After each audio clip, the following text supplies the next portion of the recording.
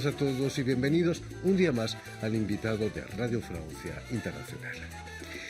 El crítico de arte argentino Camilo Racana es el presidente del jurado del festival AVIF dedicado al videoarte, que abre su 10ª edición este viernes 9 de julio en la ciudad francesa de Cannes, en paralelo a su festival de cine.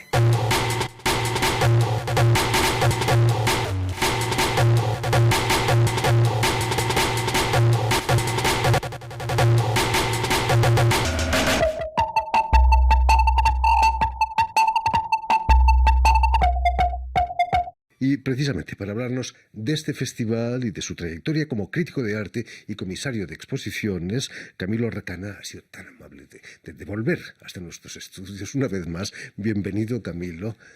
Jordi, me encanta verte. No, es un placer tenerte de nuevo aquí entre nosotros.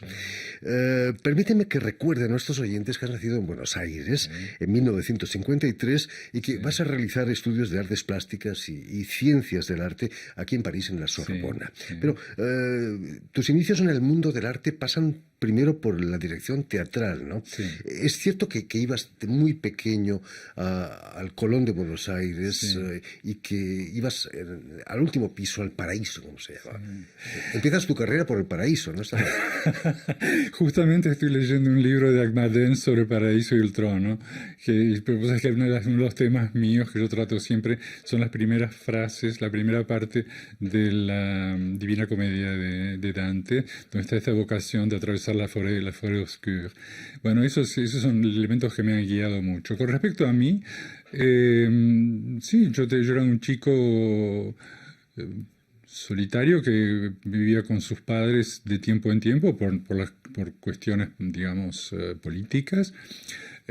Muy recogido por la familia de mi padre, que son ellos los que me han armado, construido, me dieron un sentimiento de patriotismo, digamos, si puede ser así, porque ellos se consideraban como patriotas, a pesar de todas las vituperios que hubo alrededor de lo que fue una parte de mi padre. Y era bastante pesado como chico. Yo me creía que era un mundo, yo me había creado un mundo, si querés, que estaba, digamos, suavizado por la presencia de una tía, abuela mía, que se llamaba Ursulina Castello. Ursulina Castello era un fideo. Vivió creo que 150 años, comía nada más que granos. Todo esto en el horror de la familia, ¿no? Bueno, se sentaba en la mesa, pero era como una cuestión que quedaba ahí comiendo su bol de no sé qué, de margarita. Y ella me llevaba a mostrar fotos y hablar de la ópera, de cómo a ella le gustaba ir a la ópera, cómo a su marido no le gustaba, que eran peleas enormes, etc. La muerte de mi padre ocurre en el año 64, eso fue en el mes de enero. Tenías solo 11 años. Yo todavía no tenía 11 años, tenía 10 años. Y yo me acuerdo muy bien de cómo, de toda la secuencia. Yo no asistí a la muerte de él porque él murió en un lugar público. Tuvo un shock en la calle, terminó su cabeza en la vereda. Y mi hermana fue testigo de ese paro cardíaco. Pero realmente fue bastante impresionante porque todo estaba lleno de signos que pasaban durante ese momento en nuestra casa. Yo vivía en la casa familiar de vacaciones en Mar del Plata. Teníamos un departamento que era el de mi padre y mi madre y mío, y el otro era de la familia. Y bueno, y ahí en ese momento volvemos a Buenos Aires. Fue toda una instalación muy compleja donde pude evitar todo esto. Pero yo no sé por qué un día entro y veo, en una parte yo escucho una música, una voz, que era una voz de una mujer que cantaba de una manera que me tocaba el corazón, me movía algo. Pregunto qué era Norma, me dice, es Norma. Mi madre me dice, sí, esto es una ópera que se le está dando en el Colón, qué sé yo. Calcula, yo en ese momento tendría recién 11 años. Y esa era, entonces, muy fuerte. Pido a mi madre que yo quería ver esa Norma, que la cantaba una soprano turca extraordinaria que se llamaba Leyla Genzer. Mi madre evidentemente no compra el billete y me lo dice el día mismo de la función. Yo tomo una crisis de nervios muy grande, etc. Bueno, y mi madre con el tiempo para tratar de solucionar me trae unos billetes para ver Margot Fonteyn y Nureyev que pasaban por Buenos Aires y yo no quería saber nada con eso. Y desde ahí empezó toda la historia mía con la música primero y sobre todo con el canto. Porque yo tengo una cuestión que tiene que ver con la voz. A mí me ayuda mucho el tono, la voz, sobre todo cuando yo hice teatro y todo esto, ¿no? Calculaba, antes de hacer teatro, yo al mismo tiempo hice estudios de Derecho. O sea, en una época complicadísima en Buenos Aires, mientras hacía Derecho, trabajaba en una gran editorial que se llamaba Anesa, que era parte de Huemul, que es fue una gran que ahora compró Rizzoli, y bueno. Y a la noche empezaba a hacer teatro, ¿no? Tuve la suerte de trabajar con tipos como Roberto Villanueva, en ese momento, bueno, que yo trabajaba Marilú, Marini, la señorita Gloria, hacía cosas así. Trabajé con ellos y un día me dediqué a hacer teatro y rápidamente me invitaron al Festival de Londres en el año 78, donde yo llevo a Lorenzo Quinterios y a Laura Kite, que Laura sigue siendo una gran amiga mía, que ahora está en Barcelona, es una gran psicóloga. Y de ahí empieza el Festival de Avignon, una serie de festivales. Hasta que yo reestructura las minorías étnicas en el marco de la Universidad de Sussex, yo debería tener ahí entre 25 y 26 años, crea precedente en la educación inglesa y me llama para hacer una creación en el Festival de Edimburgo. Y ahí creo yo La vida es un sueño de Calderón de la Barca con la traducción de Mary Shelley que había hecho la Frankenstein. Cuando llegué a París empecé a hacer grandes stages complejos sobre formas muy complejas que tenían que ver con la actuación y con la idea de crear un lenguaje. Y ahí es todo. Quizás viniendo a Europa, viniendo a París, sí, te quitabas de encima quizás el peso familiar, ¿no? Mira, no, el asunto fue, yo tuve la suerte de tener una madre que era una mujer muy excepcional, una bella mujer de espíritu también, que ella también fue la persona que iba a salvar la cabeza a mi padre.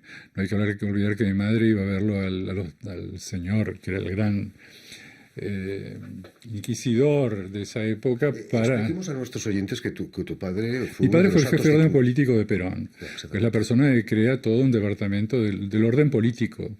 Que salvó a Perón de varios atentados, ¿no? Sí, sobre todo que él estaba muy cercano de Eva Perón. O sea, mi padre se ocupa de la formación de Eva Perón, es ella la que hace todo el lazo con la señora de Álzaga, toda la estructura, la forma, crea la forma de Eva Perón, y bueno, muy cerca de ella. Pero mi padre, a pesar de todo esto, no se sentía peronista, él se sentía porque Perón tampoco se sentía peronista, se sentía como una persona de una tercera posición, digamos, que es otra polémica, ¿no? Eso es una cuestión que es importante, me parece que para un chico como yo había vivido todo eso, hay que olvidarse que yo tenía 2 años cuando se bombardea la Plaza de Mayo, el gobierno que fue después la Revolución Libertadora, llamamos, bombardea la Plaza de Mayo a mediodía con la gente yendo a trabajar, había una cantidad de muertos impresionante, eso son cosas que no se pueden creer, o sea que la relación de la violencia, el crimen y la política siempre estuvo muy cercano de mí, por eso me llama mucho la atención ahora ver cómo la importancia que se da a ciertos rubros que tienen que ver con el aparecer, el ser parte, todo eso. Yo no me siento para nada partícipe de todo eso. Conozco el problema por haber sido hijo de eso, ¿no? Que son lamentablemente mi madre nos protegió mucho, pero hasta donde pudo, porque ella también nos encontramos en una economía diezmada. A mí me pasó esto, vos hablas de Buenos Aires recién, pero me pasó una cosa muy rara. Yo no voy casi nunca a la Argentina y estuve hace 2 años, justo para la época, al final de las elecciones, era para fin de año. Y en ese momento yo me acuerdo que había muchísima gente que había estado, que tenía cargos públicos muy importantes, industriales mismos, que habían estado detenidos sin juicio, pero detenidos en cárceles miserables, en las situaciones las más miserables que uno se puede imaginar. Bueno, esta gente que estaba allá adentro me hizo acordar mucho a mi padre. Mi padre tuvo muchos años de prisión con falsos juicios. Eso lo recogió después mi hermana en un libro donde aparecen todos esos testimonios jurídicos y todos los procesos están ahí, ¿no? Terrible. Volviendo a la ópera. Volvamos a la ópera. Y sobre todo volviendo al Festival Aviv de Cannes, que es un festival dedicado al videoarte. En el fondo, la ópera quería ser o quiere ser un arte total, música, teatro, imágenes. El videoarte también, ¿no? Sí, yo creo que el problema del videoarte es... Hace unos días tuve una gran discusión, justamente, no una gran discusión, una discusión interesante sobre este problema del presidente de la AVIF, Christian Puligo. Me decía, pero Camilo, vos siempre elegís films de video. Yo digo, no, pero el video, lo que es el video es el soporte. O sea, el soporte, es decir, el aparato, la máquina. Y el otro, lo que uno tiene que, la distancia que hace Aviv, por ejemplo, en mi caso, es yo lo distingo entre lo que es el arte, digamos, la creación independiente de la creación industrial. O sea, está fuera de los lobbies industriales, a pesar de que hay algunos productores, hay una película extraordinaria que hace parte de todo esto, hecha por un coreógrafo holandés, donde trabaja Aurélie Dupont, Martin Carol y otros más, pero conserva siempre es una producción, digamos, lo que puede ser una producción independiente. A la vez hay obras de tipos que son estudiantes y que hacen un film, y ese film de pronto es magnífico. O sea, a mí no me interesaba mucho trabajar con el futuro de esas personas. ¿Ves? Muchas veces sucede en el arte, vos lo habrás visto, que aparece una obra de arte, una pintura, e inmediatamente nosotros entramos en la vida de la persona, es decir, cuántos años tiene, dónde se formó, etc. Eso es cada vez más habitual. Yo como persona que recibo como curator, yo he visto en estos últimos años que la gente recibís los currículums. La primera parte está en qué universidad estuvo. Cuando yo vengo de una generación, y sobre todo de un país donde toda la formación era independiente. Nosotros nos formábamos por pequeñas células. O sea, teníamos un tipo que nos estudiaba, por ejemplo, el Anti-Edipo, el otro que estudiaba Lacan, el otro que estudiaba Barthes. O sea, eso no había una globalidad de las cosas, ¿no? Althusser, o las cosas se iban armando, o la cosa cristiana, o qué sé yo. Este asunto de tomar a un artista directamente por lo que va a hacer, me parece que es un error. Hay que tomarlo por la obra que genera. Quizás la culpa la tenemos nosotros, los medios de comunicación, que vamos más allá, intentamos ver a través de lo que pasa con el artista, ¿no? Hablando del festival, hace 10 años no había muchos festivales dedicados al videoarte, erais pioneros, ¿sabíais dónde ibais? Sí, mira, yo... todo fue muy, como siempre en la vida de uno, las cosas pasan por una especie, por ósmosis, digamos. Eso cuando vos estás ligado a un cierto grupo de gente o de universo, te das cuenta que las cosas no pasan directamente, sino que pasan por ósmosis. En ese año, fue el año 2010, me llama Christian Puligo porque él había lanzado un primer festival en el Majestic, en el Hotel Majestic en Cannes, donde había estado invitado unas personalidades, por ahí está Angelina Jolie, Brad Pitt, o algo así. Bueno, todo ese tipo de cosas. Pero el tipo se dio cuenta que había una cosa que no iba muy bien, que quedaba en un aspecto demasiado mundano, pero que no podía brillar al lado del brillo tan enorme que tiene el Festival de Cannes. Entonces, de una manera inteligente, decidió buscar una especie de alternativa, una persona que pudiera manejar otro tipo de sistema. Me llamó y me dio una carta blanca, carte blanche, donde yo hice 2 manifestaciones. Primero yo, cuando empiezo a trabajar, yo le pido una absoluta libertad y que mi tendencia era trabajar con artistas que tenían un lenguaje plástico decidido y llevado al cine. Que no me interesaban las películas de reportaje, que no quería saber nada de publicidad, que no me interesaba nada de eso. A mí me interesaba un lenguaje plástico, es decir, soluciones plásticas a problemáticas concretas, si querés, o imágenes que podía aparecer el tipo y cómo podía resolverla plásticamente. Así yo pude llamar a artistas enormes. O sea, que pudieron venir graciosamente durante 3 días al Festival 2001 de Cannes. Pero antes, Christian Puligo tiene una idea, me dice, Camilo, ¿qué tal si nos vamos a Marruecos? Conseguí un señor que tiene una galería que está al lado del palacio del rey de Marruecos, la galería funciona muy bien, todo esto, ¿qué tal si hacemos un festival? Y yo, sí, bueno, pero además un carácter fuerte. Y se creó el primer festival Adif de Marruecos, y en ese año, me acuerdo, eso fue el primero fueron tres obras, que yo presenté una obra de un artista iraní que yo quiero mucho, que no sé dónde está, una obra de dos personas que son muy conocidas en el mundo, digamos, intelectual, que son Paco Tilmont y creo que es una persona que tiene, yo respeto mucho por su escritura, su forma de ver la contemporaneidad, ¿no? Y el tercero, un artista americano. Pero después llegamos al otro punto que fue el asunto de Aviv. Funcionó tan bien que yo le dije, pero tenemos que hacer de esto una cassette, podemos hablar con los artistas para hacer una cassette. Los problemas económicos no lo permitieron en ese momento y yo de pronto me separo de Christian. En ese momento el primer festival, a diferencia del segundo, de lo que estoy llamado ahora, era un festival donde yo convocaba a las artistas. O sea, yo los buscaba, había tipos que conocía, otros que no. Yo me buscaba por todos los medios, yo soy una persona que es muy buen investigador, como dicen. Entonces yo busco, entro por unos hilos y todo eso. Mucho tiempo después,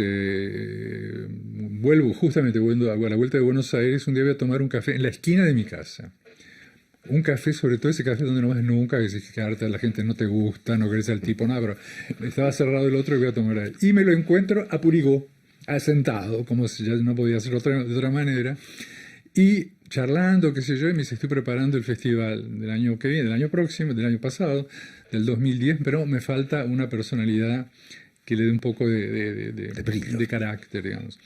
Entonces dice, pero yo digo, pero esto ya está armado, esto era el mes de marzo, una cosa así, esto cuando es para mayo, porque justo era la época del Festival de Cannes.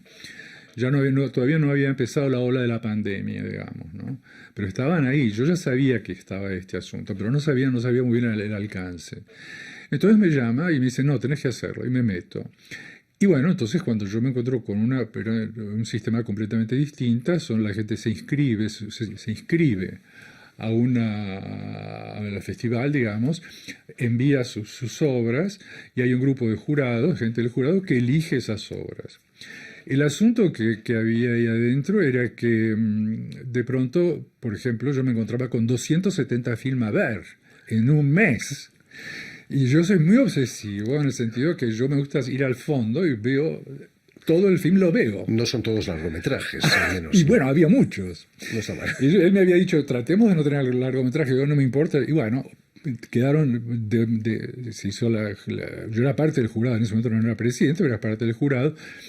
Bueno, entre ellos ya habían tenido conversaciones, todo lo que yo no me gusta, que son discusiones, esas discusiones infernales, que de pronto son discusiones completamente mínimas con respecto a lo que tiene que ser el resultado.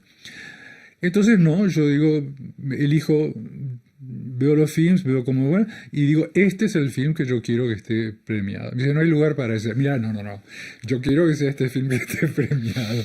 Y es el film de una artista israelí magnífico, eso fue el año pasado, y una artista americana se llama Lynn Bianchi, que no fue premiada y que yo sostengo a muerte porque ella ha hecho toda la cadena de festivales. Y este año es muy distinto, porque este año me han puesto como eran los 10 años, era una especie de homenaje a nuestra colaboración entre Purigó y yo, 10 años después, los dos señores que se... ¿El presidente del jurado tiene más votos que el resto de jurados? No, pero tengo una forma, yo tengo una forma de ser también muy especial. Yo te digo, de entrada, lo que yo había... Durante todo el año pasado yo tuve la suerte es decir, que todos los proyectos que yo tenía para armar no era necesario que sean presenciales. O sea, podían ser por Zoom, por conferencias virtuales, bueno, había toda una serie de cosas. En este caso, en el caso de la Aviv de este año, la situación era un poco distinta porque había mucha gente. Había en principio, él quería tener un grupo de 5 personas. Él ya tenía 2 artistas, uno que es un artista, una persona interesante, que es una persona que depende del Ministerio de Relaciones Exteriores de la Cultura y que se encarga de la delegación francesa en Bilbao, que ha creado un lazo entre el Festival Aviv y un festival de Bilbao que se hace después de Aviv. Imagino que es un alivio saber que va a haber proyecciones con público, aunque sea quizás con máscara, ¿no? Mira, Jordi, vos me haces reír, porque yo antes de venir acá, bueno, yo tengo las noticias de cómo está la cosa allá. Me encantó, por ejemplo, que el festival el festival oficial, si querés, le dieran un premio, una mención especial a Jodie Foster, que por muchas razones, por su posición social, por las defensas que ella hace, por su trayectoria, me parecía fantástico que la pudieran hacer. Pero el festival tiene, calcula, 58.000 agregaciones. Perdona, tenemos que dejarlo porque el tiempo nos ha comido ya estas hablar explicaciones. tanto. Simplemente decir que tienen una cita este viernes 9 de julio para el Festival Aviv en Cannes, dedicado al videoarte. Muchísimas gracias, Camilo Recana, presidente del jurado. Mucho éxito con este festival. Permíteme también que dé las gracias a Stéphane de Fossés, a Jan Bordelas y a Julien Leng, quienes han ocupado hoy de la realización del programa, y enviar un saludo muy especial a nuestros telespectadores que nos siguen en toda América Latina gracias a una cadena de televisión internacional que se llama Cadena Unión Continental Latinoamérica, que emite desde Uruguay de Montevideo. Y a ustedes, muchísimas gracias por su atención y les damos cita para una nueva edición de El Invitado de Radio Francia Internacional.